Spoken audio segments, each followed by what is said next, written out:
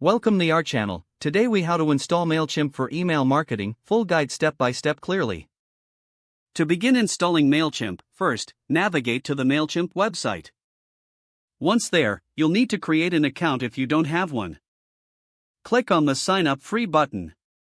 Enter your email address, username, and a secure password. After filling out the required information, click Get Started. Check your email for a verification link from Mailchimp. Open the email and click on the verification link to confirm your account. Return to the Mailchimp website and log in using your credentials. Once logged in, you'll be prompted to set up your profile. Fill in your details including your name, business name, and website.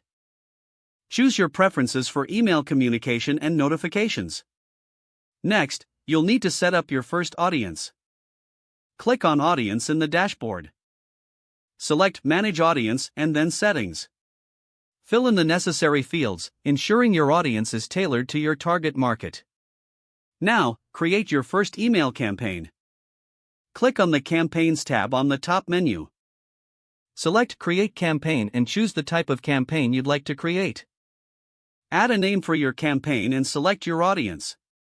Design your email by selecting a template that suits your needs. Customize the content by adding images, text, and buttons as needed. Preview your email to ensure everything looks perfect. Once satisfied, click Send or Schedule to decide when to send the email. To track your campaign's performance, return to the Campaigns tab.